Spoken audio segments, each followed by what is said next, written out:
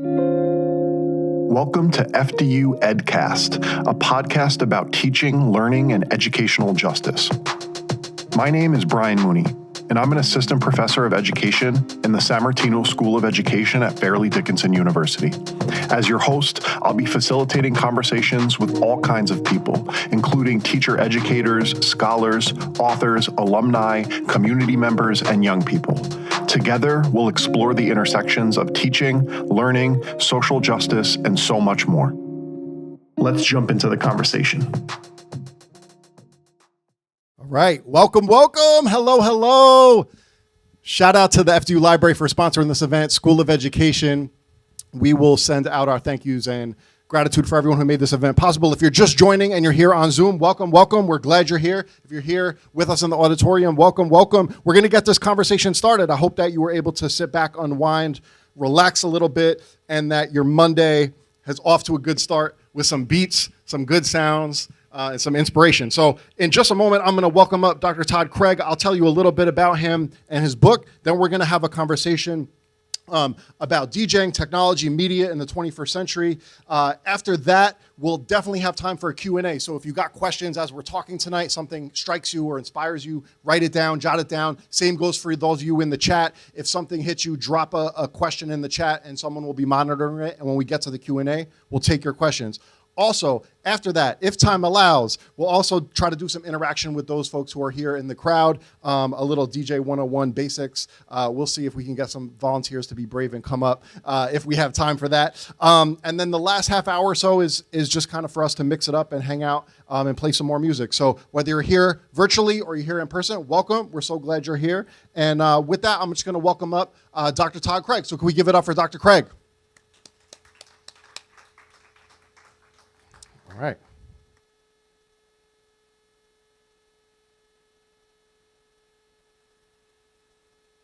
All right, check. Ooh, we're coming in a little hot there. All right, I'm gonna turn that down. 1, 2, check. Good. Okay, Zoom, hope we're sounding good. Hope you can hear us. I'm gonna try to boost it up a little and get rid of some of that feedback. Check, 1, 2. All right, so, we're going to get going. First of all, we got to just welcome Dr. Craig again properly. So let's give it up one more time for Dr. Todd Craig. Thank you. Yo, let's go. Zoom, what up? All right, so we only can do things properly here, and we got to introduce Dr. Todd Craig so you guys know a little bit about him and his work, his teaching, his research, and his creative practices. So first of all, he's a product of Ravenswood and Queensbridge houses in Queens, New York. Dr. Todd Craig is a writer, educator, and DJ whose career meshes his love of writing, teaching, and music. He's the author of the new book, K for the Way. Woohoo! As we got a copy of it right here, we'll show it on the screen. We'll also try to drop the link to it. Those of you in person, if you want to grab a copy afterwards, we will have them. We also are going to give away 2 free copies courtesy of the library tonight, so we'll talk about that in a little bit. So his book, K for the Way, DJ Rhetoric and Literacy for 21st Century Writing Studies, which is from Utah State University Press. It examines the hip-hop DJ as 21st century new media reader and writer and investigates the modes and practices of the DJ as creating the discursive elements of DJ rhetoric and literacy. Dr. Craig's publications include the multimodal novel Torture. Yeah, like Ray and Meth on Wu-Tang's first album. Yes. Yeah. Okay, so I'm glad he's here to pronounce it the right way for us, as well as stories and essays in various edited collections and scholarly journals. Dr. Craig has taught courses in English composition and rhetoric, hip-hop studies, and African-American studies with CUNY, the City University of New York, since 2003. And presently, Dr. Craig is an associate professor of African-American studies at New York City College of Technology, CUNY. So it is such a pleasure to have him with us today, and we're so hyped to have this conversation, which I think will hopefully be relevant for students who are starting to become teachers, people who are in first year writing, professors of first year writing. So we're going to be talking about all those intersections. What does DJing have to do with hip hop, with writing, with literacy? And I'm just hyped to jump into the conversation. So you want to just say hello and introduce yourself to everyone and cover anything I might have missed? Nah, everybody was good. Thank you for being here. Y'all could be doing a lot with your, today is Monday, right? Mm-hmm. You could be doing a lot with your Monday afternoon. So thank you for being here. Zoom, thank you for being logged in. Yeah, now let's go. All right, let's do it. So, I've been digging into this book, right? And just enjoying it. And I just need to firstly publicly say, thank you for doing the work that you do and bringing this work into the academy, knowing that we don't need the academy's validation for it. But at the same time, it's important to be in spaces like we're in right now, right? On a university library campus saying like, look, hip hop has been around for so long, 50 years. We got elders in hip hop. We got kids who are just coming into it for the first time, and it's multi-generational and cross-generational and cross-cultural. So I love that you start your book with some like memories, some personal stories, right? And the one that really caught my attention was when you were watching your uncle's DJ. Yeah. And how mesmerizing it was for you. So I just wanted you to take us into that memory and talk about the significance of it for you in your life. It's crazy. So in my mind, there are like two memories, like the oldest childhood memories that I can kind of distinctly see. I couldn't tell you how or why. I just know it's these two memories. So one is I'm with one of my uncles. We're in Queensbridge. It must be Christmas because there's snow everywhere, and we're going to the store. I don't know why we're going to the store on Christmas. I couldn't tell you. The other memory is I remember coming out of the bedroom. I was super little, and all of the lights were out, and I could see my uncles. My one uncle Todd, who I was named after, who's still here now, and my uncle D, James Miller, God bless the dead.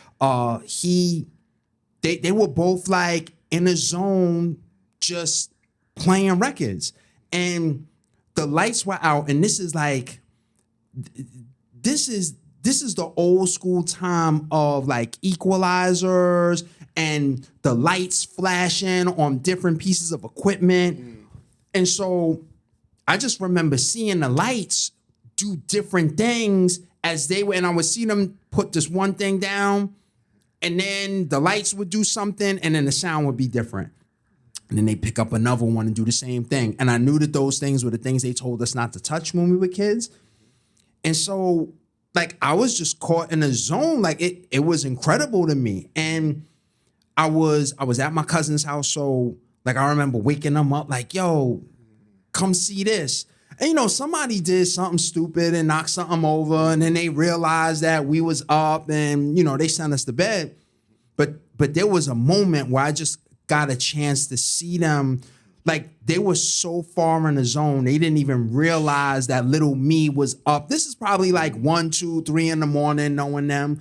And so, yeah, and I can see it like it was 10 minutes ago. That's so beautiful. And just the way you described it too, like really took me to that space, right? To times when I felt mesmerized and captivated and so excited. And I need to highlight this, right? For those of us who are in the room who are pre-service teachers, or we're studying to be teachers, or those who are online who are listening, right? To think about how we fashion classroom communities and environments that embody that same type of excitement. Because you talked about visuals, you talked about sound, right? There's multiple elements there. And I know like Dr. Emden, Chris Emden, shout out to Chris Emden, Teachers College, Columbia, talks about that too. Like how we can look at hip hop as almost a framework or a model for the kinds of engagement that we want to see in the classroom. Right. Absolutely. DJing being the sonic element, right? The breaker, the b-boy, the b-girl as the kinesthetic element, graffiti art as the visual element. It's almost like those, those sort of multi-modal ways of learning that we teach about. And you can actually say that the DJ encompasses all those things, because there's kinesthetic properties in the act of DJing. There are visual properties in the act of DJing. So, to me, it's always been important just to really have that conversation about the DJ and expand what we understand DJs to do. Because it almost seems like, I know Jeff Chang in Can't Stop, Won't Stop had written about like the shift that happened like away from the DJ in hip hop culture, right? It was almost like the MC then kind of became center stage. But at the beginning, right, 1973, Sedgwick Avenue, it was like you came for the DJ, right? Like that was the centerpiece. Listen, people will tell you right now, the DJ was the first person to give someone a microphone for them to say mic check 1 2 1 2. So there's never an MC without the DJ. If the DJ doesn't come outside and plug in the equipment, there's nothing to talk about. There's no mic check, nothing, because the mic is in the DJ's apartment, somewhere in their bedroom, not in a park plugged into a lamppost. So it's important for us to really, really just pay homage and respect to what the DJ has done. No doubt. And just the ingenuity, right? One of my academic friends and colleagues and brothers, Edmund Ajapong, who's at Seton Hall, he shows this picture in his presentations. It's a classic picture. It's black and white. It's in the South Bronx, probably looks like 1970s. And it's the DJs with all their gear and equipment, and were plugging into the light post to get the electricity from New York City, right? And so I just think about that as like creative ingenuity, creating something when there is nothing, when resources are lacking and they've been intentionally lacking. Like I wonder if you could talk about that, like specifically the DJ ingenuity and creative resourcewulness. So I think if you talk to a lot of those DJs, they will tell you that at certain points, like going to high school, they were in vocational programs. They were very interested in sort of the mechanics of what a turntable did, of what a stereo did, almost like young mechanical engineers, not knowing that is the label for them, but they were in vocational schools, kind of learning the ins and outs, and just really, really thoughtful individuals. I think sometimes we think of the DJ as someone who's just playing records, but Young Guru mentions it in the foreword of the book. Shout out to Guru.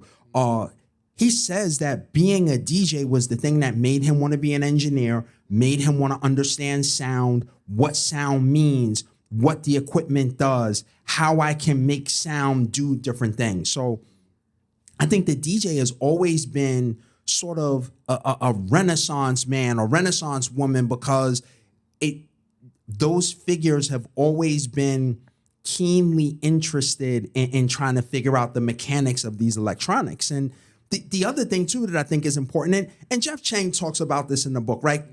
There is, on the one hand, when you look at the Bronx in the late 60s, early 70s, you got the Causeway coming through, which kind of shifts the way that different communities of people are located. That's right. And then you also have the resources kind of coming out of the public school systems.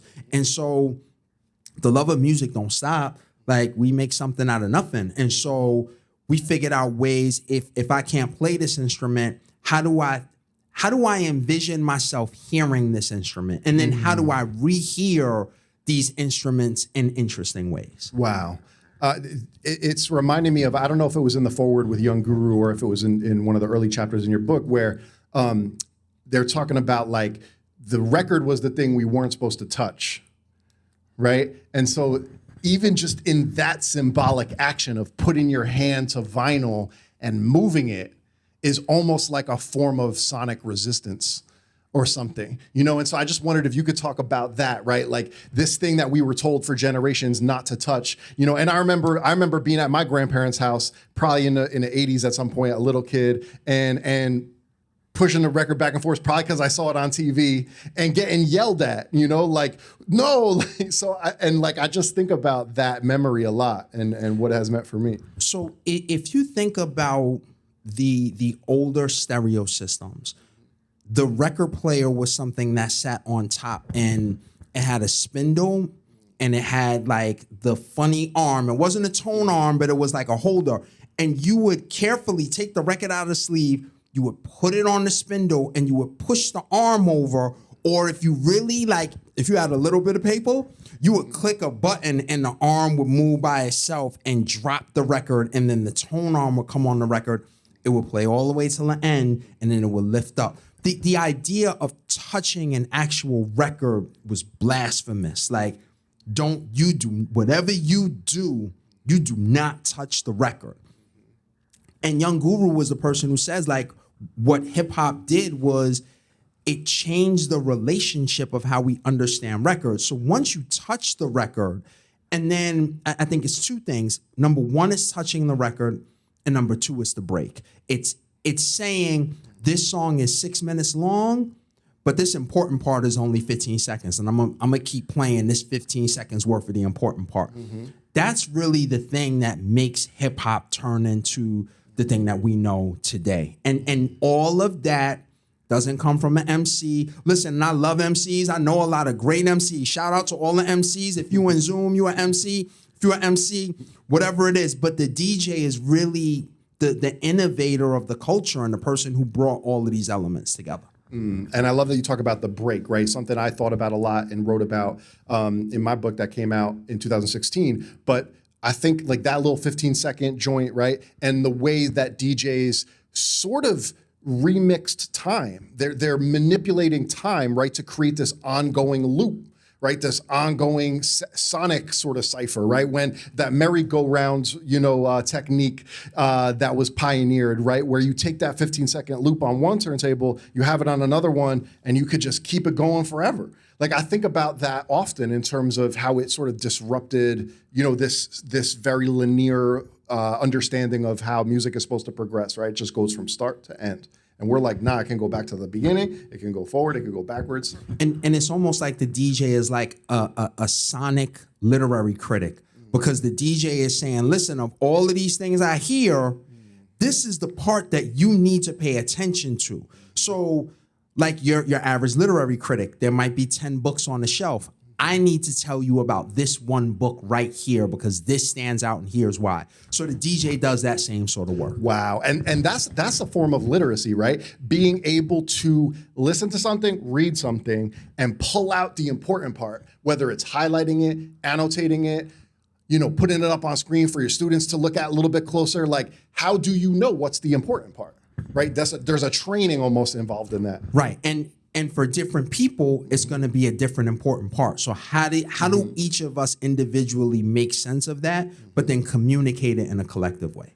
Man, that's crazy. And I just wanted to tell a quick story about one of the mesmerizing ways into thinking in DJing and beat making and sort of how I got here in my own positionality, recognizing that like hip hop was very much this thing created by and for Black and Latinx youth in the South Bronx, right? And that people have different ways of coming into it, right? And I think one of the beautiful things about your book is like you're saying like we should talk to DJs, right? If we want to learn and study, about the significance of this culture, right? And from people who are insiders, right? It doesn't always have to be some outside expert or something. So I wondered if you could talk a little bit about that and just like why that DJ perspective was so important for you to like archive and collect and embody in this book. I think the first reason it was important to me to archive it is because I didn't feel like it had been in a way that really truly honored the work that the DJ was doing.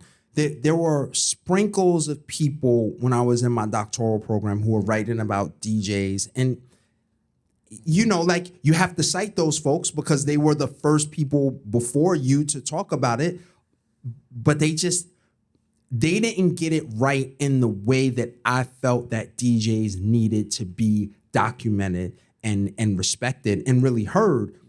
And then, in academia, the thing that bothers me, folks wax poetic from afar about hip hop. I call it the Nat Geo perspective. Like they whisper in the golf voice and we are watching hip hop in the element over there. Be quiet, hip hop will jump you. So to me, I grew up in Queensbridge and Ravenswood houses. Like I grew up as hip hop was growing up, and so I've always felt that if we're gonna properly talk about a culture, you have to talk about the people who are practitioners of the culture. And then when you think about the importance of Black and Latinx voices in academia, and that's a whole nother scheduled time for us to sit down and talk about the erasure of folks of color's voices when they are making these cultural things that are typically appropriated in America and exploited. And we can talk about profit, how right? Used for profit since 16 something, right? So for me, it was really, really important to say, this is not about me. This is about the DJs who do this work. These are people who have informed my practices. These are people who I listened to growing up. These are people who I study and try and figure out if I'm gonna play certain songs, I listen to these people and I take cues from them as to how that makes sense. And so for me, it made sense to have the voices of the DJs be heard. Like, just because I happen to go to school and get a doctorate, that does not mean that I am, king DJ on the planet. Nah, like, let's save that for like the Boogie Blinds and the Breakbeat Lou's and the Premiers and the Pete Rocks and the Red Alerts and the Marley Marls and all of the DJs. I could keep going with names of people who literally have formed the canon for the hip hop DJ. And so in order for me to write a book about that, those voices have to be included. And the big brother, Dr. Emery Pachauer, he talks about how in hip hop, and I think this is probably true in wider society and Western society in general, it's been very logo-centric, right? Meaning like focused on the word, right? Like whether that's the word on the page, it's the MC, right? And I love that part of the culture, right? I love that part of hip hop. I love spoken word poets. I love MCs. I love the linguistic, brilliance. But it's not the whole story, because as Emery says, if you start with, for example, the body, you get a whole nother set of questions. Or if you start with sounds, you get a whole nother set of questions. So sometimes what I've seen in the world of hip hop education, and those of us who are trying to think about how, this works in the classroom, is like we do a lot of let's analyze these lyrics. We do a lot of the kids can spit poems. And I love that work, but it's not only about the word. No, it's about the actual, and Emery talks about this all day. Shouts to Emery. It's the actual doing and being. Like, what does it mean to just simply do and be hip hop? What does it mean to just do the practices of the DJ and embody those things? That I think is the important piece that when you start looking from that angle, again, how you said it, you come up with a whole different set of questions and conundrums and things that we can look at, so that hip hop for a long time always had to be hip hop alongside something. We have to look at hip hop through the lens of Shakespeare. We have to look at hip hop through the lens or a bridge to it, right? Right. It's always blank. Why can't it be we have to look at hip hop period in and of itself as a way to think through these problems and these issues that we have? Right, that it's a subject worthy of study and a culture worthy of study in and of itself. It doesn't have to be a bridge to get these kids to then, break down Chaucer and Shakespeare. Like, no, like we could just look at Pac's poetics as incredible and worthy of study, right? And there's scholars who write about that. Ernest Morrell, others who write about it as a bridge to the canon of literature. But then we still got to reckon with, well, why is the canon of literature mostly white European men? Like, how do we disrupt that as well at the same time? And the irony of it is that nobody's thinking of the bridge to hip hop when they're trying to make money. True. Hip hop is the vehicle for the commercial for Liberty Mutual. You see a DJ there. You see a DJ for Meow Mix cat food, McDonald's. Like, I can go on with all of these different brands that use hip hop. They don't bridge it to anything other than buy my product. That's right. So if we can do it in that sense, why can't we do it in an educational venue? Facts. But we also tell kids, but that's a little too much hip hop in the classroom. Just leave that hip hop identity right outside the classroom. And, I'm a scholar of language and literacy as well. And I know that we got folks like Geneva Smitherman who've been writing about the importance of Black language. We have Jamila Liska. We have April Baker Bell out of Michigan State. And she talks about the way language is co-opted and commercialized and appropriated for profit. Like, we say to kids, like, nah, you shouldn't speak like that in the classroom. Like, we only are going to use this standard American dialect. But then companies be out there profiting off of the language of hip hop. Listen, Sports Center, I could drop the mic and just walk out the room by saying Sports Center. But I know we got to talk a little bit more. There's Sports Center, and then there's also, I don't know if y'all have ever seen that HGTV commercial for Flip or Flop, where they got the Annie Up instrumental in the background.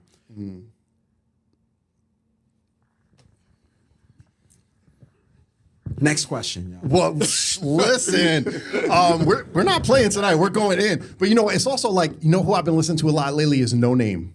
No Name. If you're not on No Name right now, like you need to just go out, drop everything and listen to her music. She has this one track where she's like implicating herself in capitalism, and she talks about go Kendrick, go Jay-Z, go Beyonce, go, with the military jets flying over the stadium in the NFL, right? So I think often about, and your work reminds me a lot, Todd, about the intersections of capitalism, hip hop culture, and frankly, education, right? Because these are the conversations that our young people need to be having in classrooms to develop, what Paulo Freire calls that critical consciousness.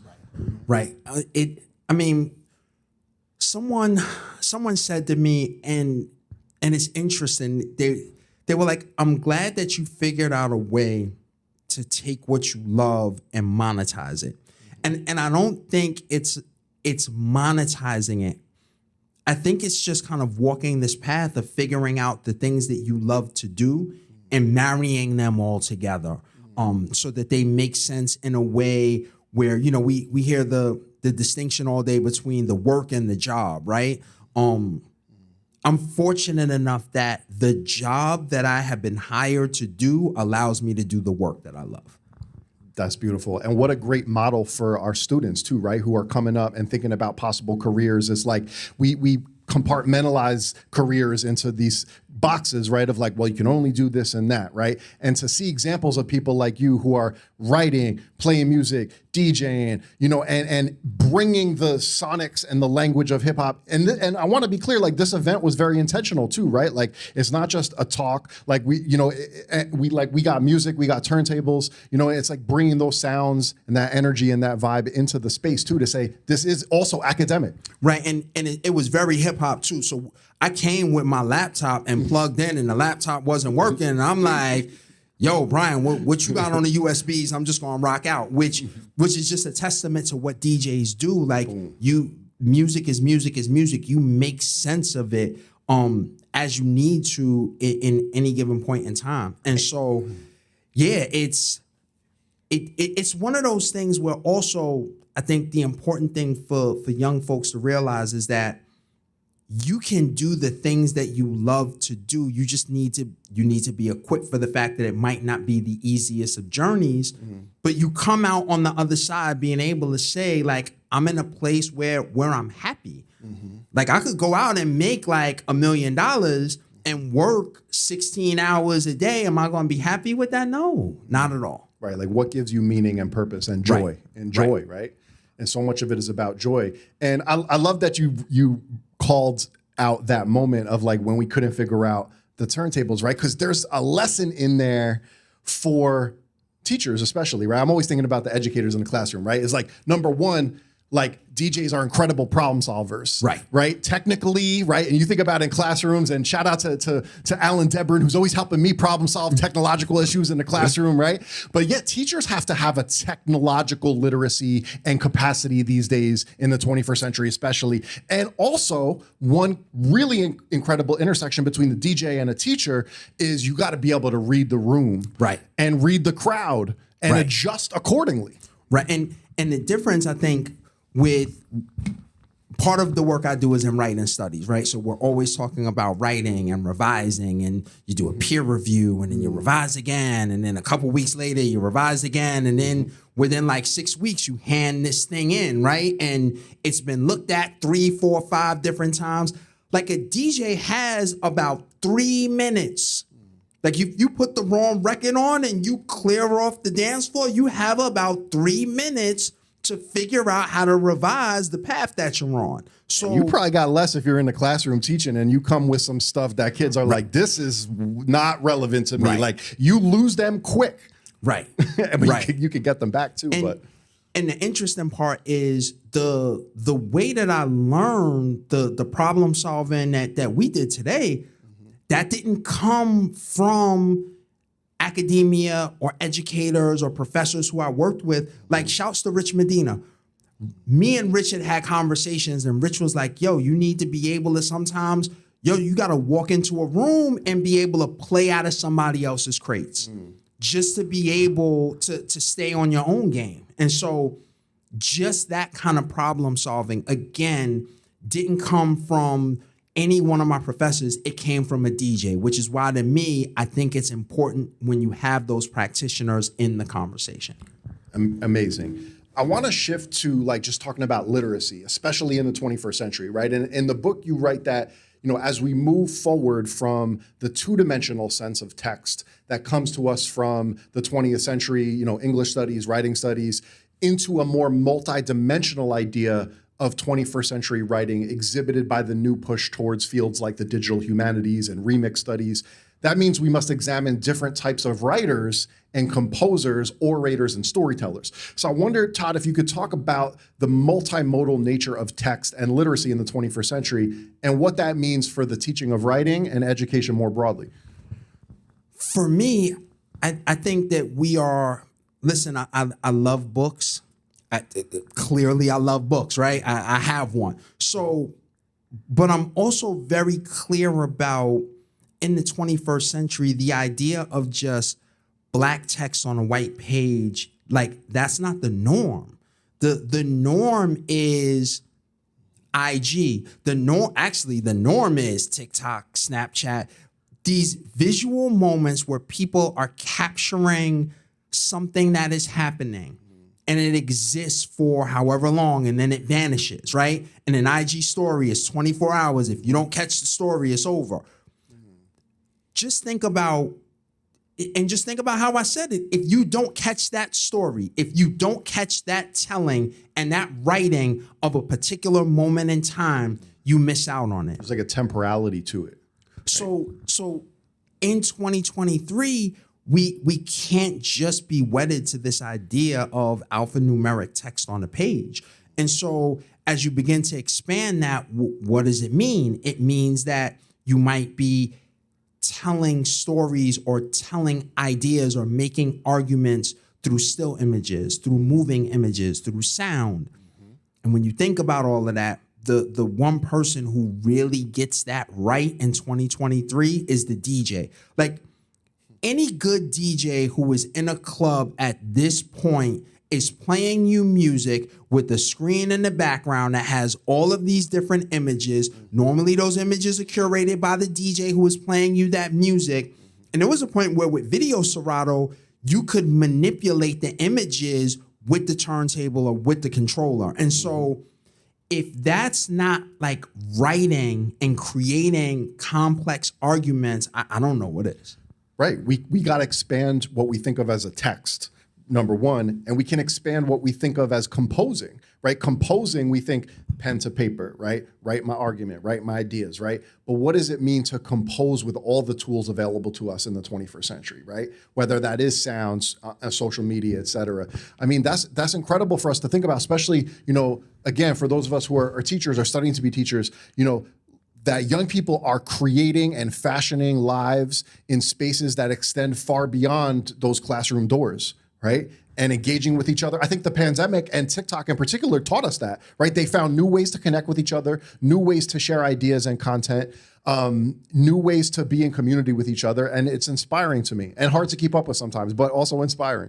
Right, and the most important thing is that as an educator, I know I'm coming into the classroom to create community and meet students where they are. Mm-hmm. And so if my students are on IG and Snapchat and all of that, like that's where I need to be. And then we need to figure out how we can utilize those tools that you bring into the classroom and get to where we need to go. There's some information, I wouldn't say that I need you to know, but there's some information that the academy says you have to know.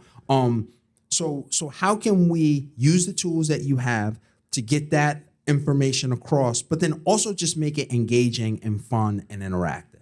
Nice.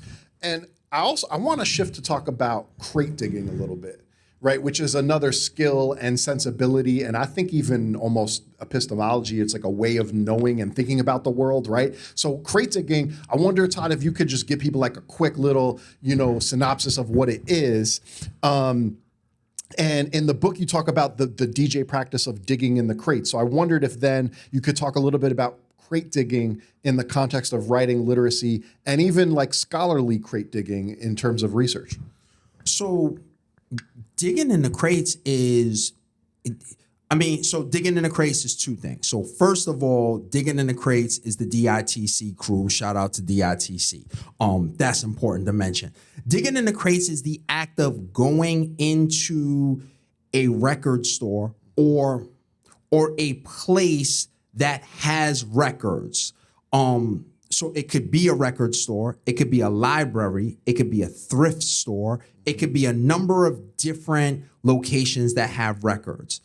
And literally going through each record to see if there is any record, any song, any album that is of significance or importance to you or to your own cultural knowledge and background.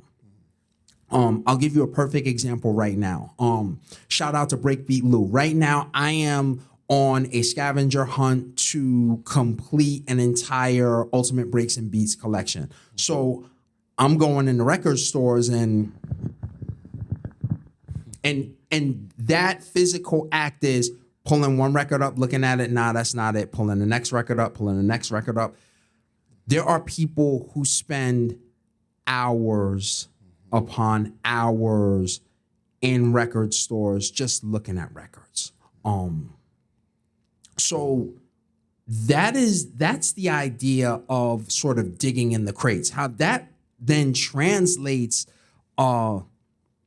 into like arenas of literacy is, spending time in the library, looking through books, reading journal articles, spending time on databases, downloading 20 articles that you got to read, and only 2 of them are helpful to what it is you need to do.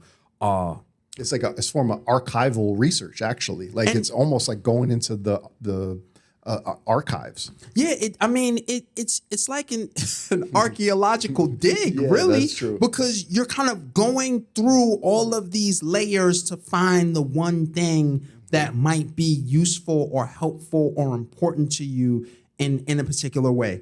DJ Lynnée Denise has a wonderful article about DJ scholarship and digging in the crates and what it means. And the story that she tells is she learned cataloging meticulously through working at Tower Records. And she learned how to maneuver through a record store by working in Tower Records. And then she's like, yo, the way I catalog my music is the illest bar none, right?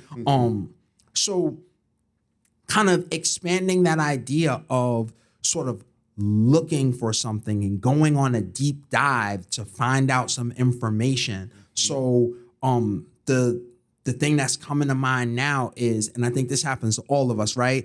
Like you think of something, you see something on YouTube, and then like you watch the one video, but then it tells you to go watch this other video and you watch the next video. And then like 4 hours later, you're like, yo, how am I down this YouTube wormhole of, fitted hats that are the color teal and how they make that dye? So digging in the crates is kind of that sort of expedition and exploration for knowledge. Nice. And I know the way a DJ versus the way a beat maker or producer digs through the crates there might be some subtle differences, but definitely some overlaps too. Like I know for me, like when I'm making beats and I'm digging in the crates, it might be at a record store, or it could be digging in the crates of YouTube, right? Like digging in the digital crates. Like I think there's new ways that young people are doing that archaeology work, right? And finding things, that they haven't before. But like when I'm like trying to make a beat and I'm digging in the crates to look for a sample, I'm specifically looking for something that I think will sound good in a different context, right. like flipping it, right? Right. And it depends. There are a number of different. I personally think, if you ask me, I think the best producers are folks who started as DJs because their ear is trained in a different kind of way to kind of listen and hear these strange sort of nuances that the normal ear wouldn't hear. If you sit with any producer who at some point has been a DJ or who just studies records, they'll be like, yo, you hear that? You're like, what are you talking about? They'll be like, listen, this. And it'll sound like silence. You're like, what? And they're like, nah. And then they will isolate it and tweak it and stretch it and flip it and expand it and turn it around, and it will turn into something that you never expected. Wow. You know, for me as a DJ, it also ruins visits to the club sometimes or wherever else, right? Because you hear stuff that the average listener doesn't hear. You're like, oh, that frequency is clashing, or like those beats aren't lined up right. It's train wrecking. It's not on key. You killing me. I'll be dancing in the club and be like, yeah. Everybody else having a good time, and you're like, because your ear has been attuned in a different way. Right. And then sometimes. And DJs are, I think, notorious for this. Like, you'll go into a space and you won't even dance for like the first hour because you're just like sonic critic. Like, yo, is he mixing right? Yo, how's the scratching sound? Yo, what's a selection like? Oh, okay. And then now you kind of can enjoy yourself after this DJ has kind of passed a certain bar in terms of what their practices are. Yeah. Beautiful. And so I know there's all different folks who are interested in this on Zoom in here, coming from different places, right? I want to speak specifically to the education part for a second and for what this means for teachers of writing in particular in the 21st century, whether those are K through 12 educators, high school English teachers. Well, actually, we know writing goes across the curriculum. It's not just English teachers, but also first year writing, composition, professors. And so you write in the book that hip hop culture needs to be an integral part of a K through 12 educator's wheelhouse.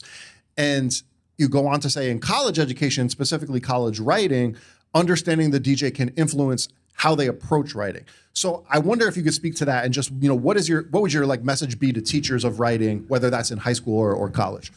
So Houston Baker, in a book called Black Studies Rap in the Academy, in the last chapter of that book, he talks about going out to London, speaking to a group of students and saying that hip hop and rap music is a prerequisite for any teacher who wants to work with a young person from 12 to 25. We would have to look at the date on that. I feel like Houston Baker published that book in like the 90s.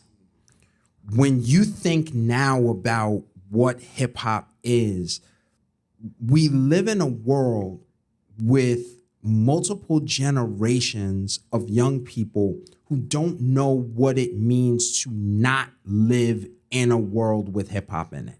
50 years.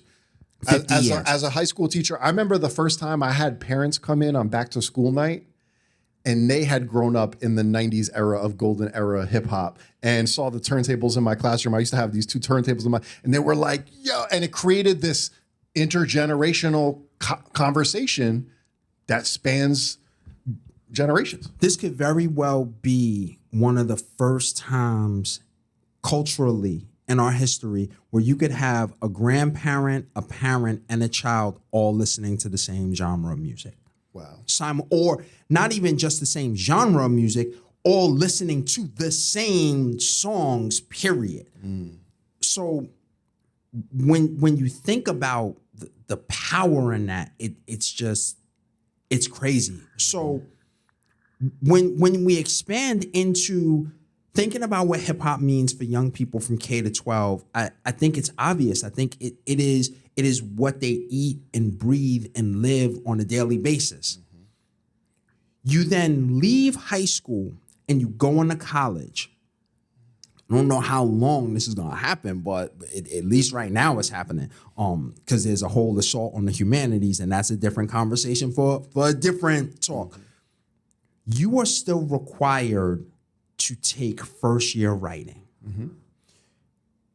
So there's something that should be said about how instructors of first year writing are cultivating and fostering students who come into their classroom deeply steeped in the knowledge of these cultural practices in hip hop.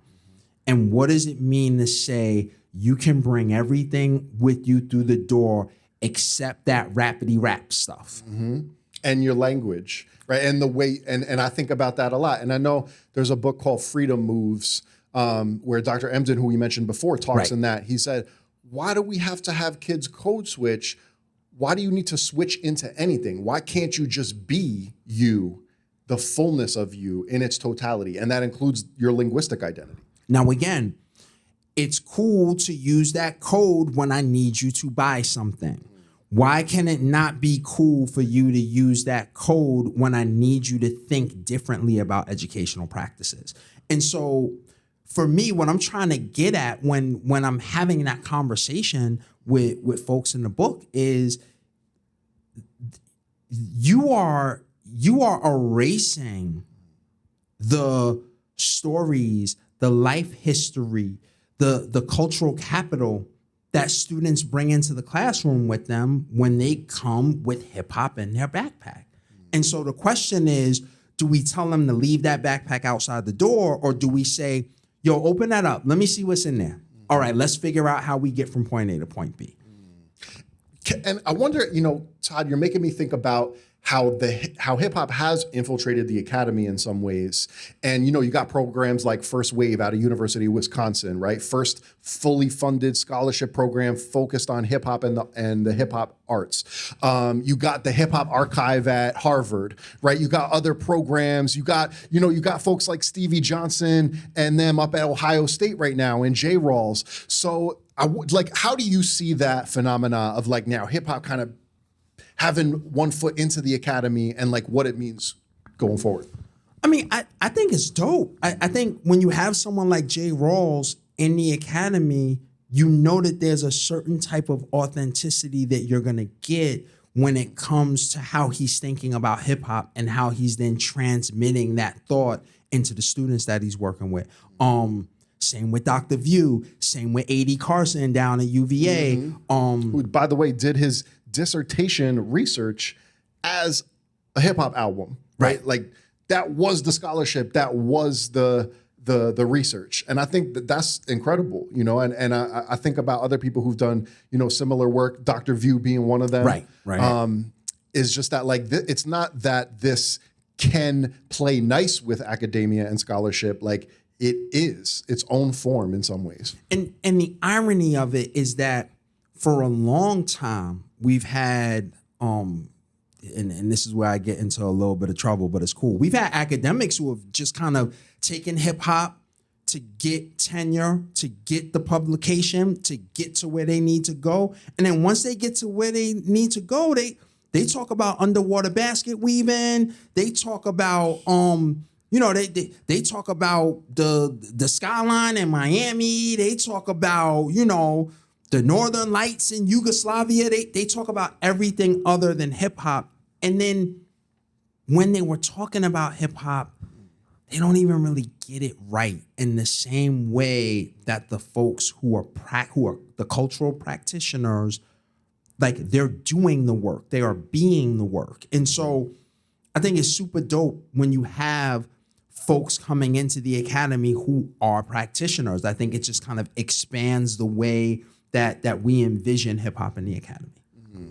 Right. It's it's not always this external people writing about it. It's writing from inside of it. I guess it has something to do with ethnography in some ways, or I don't know. There might be something to say about how we study and research groups that we're part of or not part of, and the ethics even involved in it. Right. So there are two books that I'm thinking about now. One book, I'm forgetting the name of it.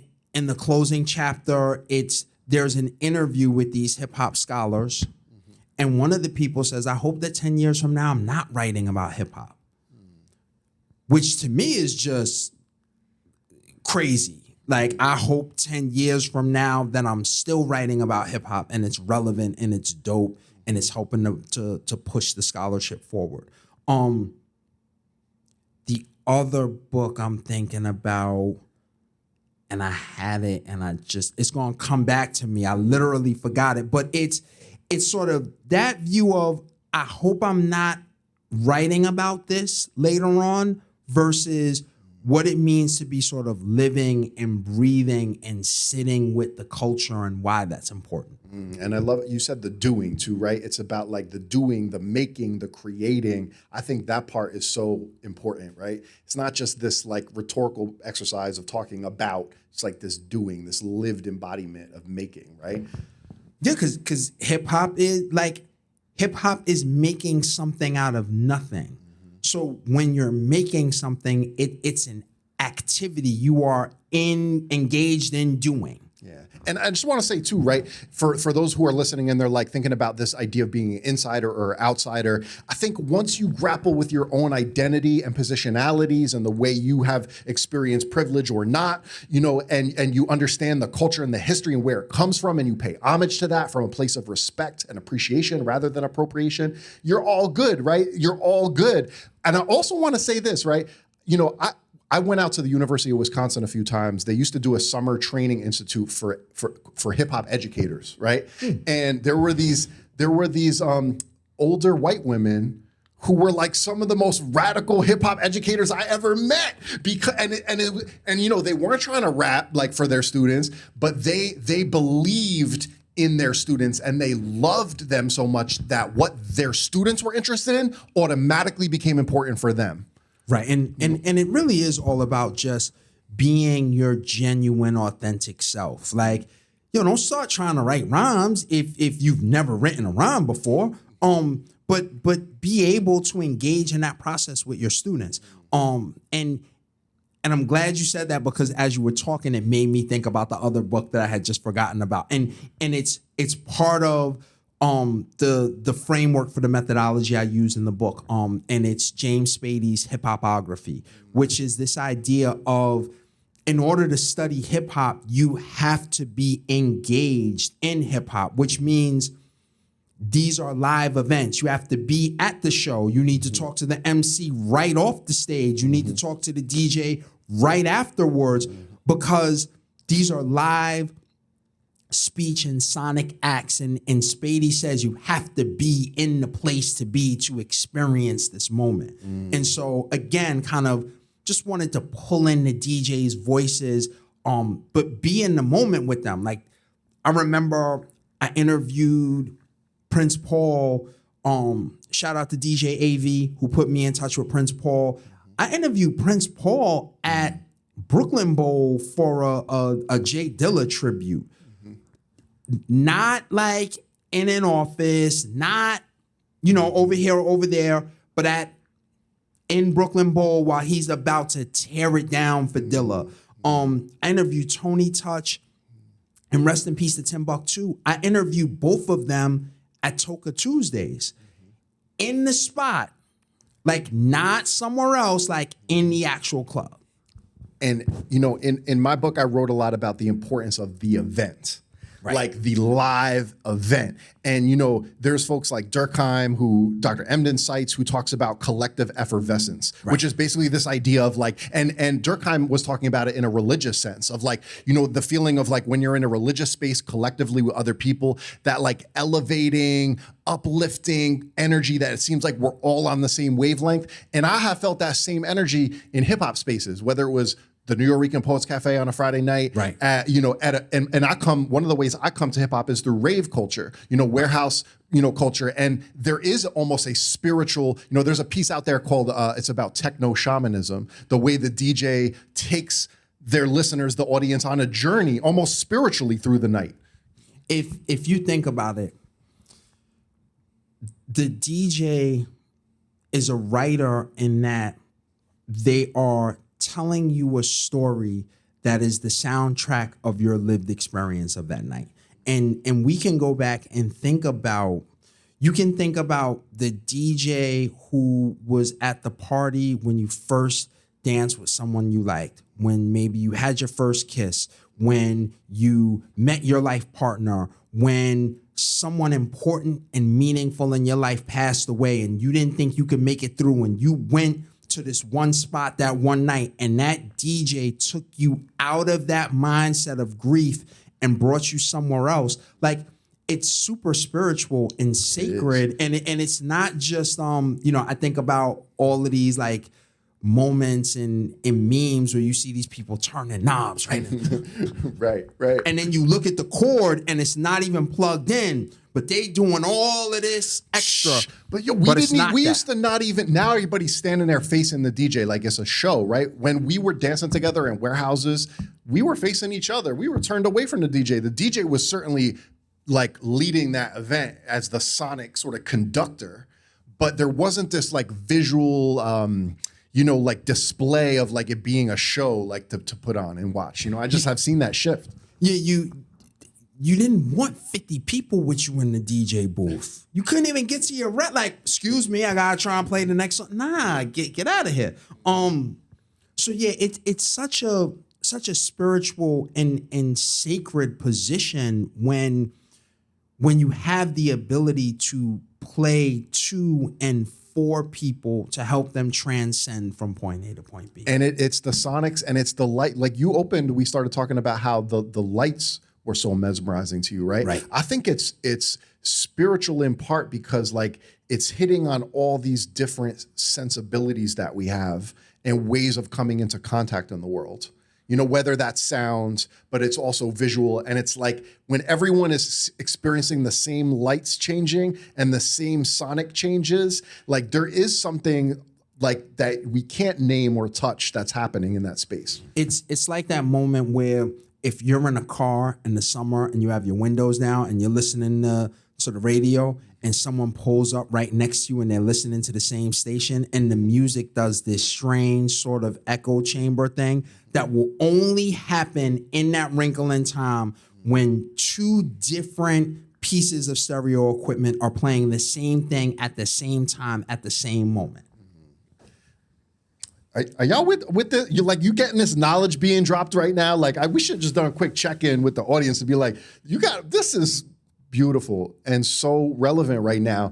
And so I want to ask you one more question before we shift to some Q&A. Cool. And then maybe we could do a little demo if anyone wants to come up and learn some DJ basics. We could also certainly play some breakbeats and sort of talk around them and see what we're hearing. But I have this part of your book where I'm thinking about it as doing this for the love and doing what we do for the love. And you wrote, I do this for the love of the culture and hopefully for some student in a college or grad school course who could use some validation or a way to figure out how to marry the culture we love with the content we study. So Todd, what would you say to, a student listening right now, someone trying to find themselves in the academy or in college who maybe identifies with hip hop, maybe doesn't, but is looking for that sort of validation to validate their full authentic self? So first and foremost, keep going. Because they're going to try and stop you. They do not want you to win. And I say that to grad students. I say that to undergraduate students. I especially say that to students of color. And I know it's going to sound crazy because I'm going to sound very DJ Khaled. Yo, they don't want you to win. And so first and foremost, you have to keep going because you getting to the other side of the finish line has everything to do with you, but then also the people who are coming after you. And you never know what you might do or how you might affect a professor, a writing center tutor, a classmate that will enact them seeing something different in folks that look like you. That's the first thing. The second thing is just continue to have thick skin. Like I remember people, in my master's program, people used to say all the time, yo, Todd, pull your pants up. I used to say, yo, what's your GPA? Pull your grades up. Mine's are higher than yours. Because there comes a point where you're worried about what my external appearance might be. I'm worried about trying to soak up this knowledge and figure out how I'm going to be able to take this back to the hood and talk to my people who aren't in these spaces and say, yo, this is what they're talking about. This is how they see us. This is how we can move forward. So, and it's not going to be easy and people are going to try and beat you up all day long. And you just have to have thick skin and be able to keep going. And then just also have faith in what you love. I love playing records. I love hip hop. I love writing. I love teaching. people would tell me all day, you can't do all of those things at the same time. Apparently I can, because I'm sitting here with you in front of this wonderful, brilliant masterpiece over here. So you just have to remain steadfast in what you want to do. And understand it's not going to be an easy road. Like, and that I think we live in an instant gratification society where I want to download it right now. I want to Uber Eat it right now. Get it to me now. It's not going to be instantaneous, but nothing that's really worth it is. And I know that's counterintuitive to the world that we live in right now. But yo, I value the work that I do so much because it's not the work that someone else told me I had to do. It's the work that I wanted to do that I love to do. That's beautiful. I'm just thinking about what an important message that could be for someone listening, right? Who's thinking about how to navigate their way through. And it reminds me too of, having recently done, my dissertation study. There was a young man who's Filipino American, and he said in high school, he was part of this very progressive, radical space that we created that centered hip hop and centered hip hop ways of knowing and being. And there's this disillusionment that happens sometimes when young folks transition to college and the academy who maybe were part of spaces like that or part of youth arts organizations like Urban Word NYC or Youth Speaks. And I remember Edsel saying, my English department at my state university didn't value hip hop. We didn't study and how he felt that was such a juxtaposition with what he experienced in high school, having that part of himself validated. Right. And what I was saying, those moments, because I've worked in English departments where they've hired me because my background and my research is in hip hop. And then you get there and they're like, oh no, we don't want that. You could have let me go to the other place then, right?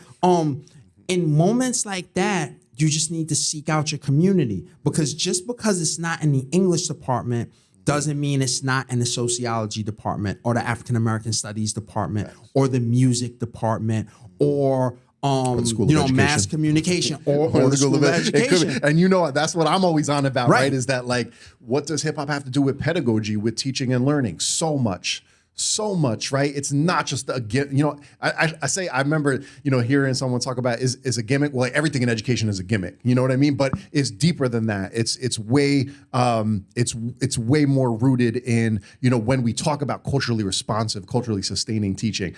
To me, there is none if you're not honoring the hip hop ways of knowing and being that young people have. Right. And listen, I am, I don't come from, I don't come from a lot of money. I'm a kid that grew up in Queensbridge and Ravenswood houses and Long Island City, that NYCHA, New York City public housing. That's what I come out of. So if I can come out of that and be sitting here having this conversation, being able to have figured out, doing what I love to do, I think that anybody can do it. It's just, it's going to take some time and some perseverance and some due diligence and some work. And there's always going to be people who do not want to see you win. There's a whole session we could have on how many people didn't even want to see this book out right now. So, you keep pushing through. That's the most important thing to do. And that concludes this episode of FDU Edcast. We hope you enjoyed it. If you liked this episode, please leave a review on Apple Podcasts and subscribe. We might even select your review to read during our next episode and give away a free book from one of our guests. Tune in to find out and keep an eye out for upcoming episodes on our social media, the web, and anywhere you listen to podcasts. You can follow the FDU School of Education on Instagram at FDU_SOE. FDU Edcast is recorded on-site at Fairleigh Dickinson University and globally on the web.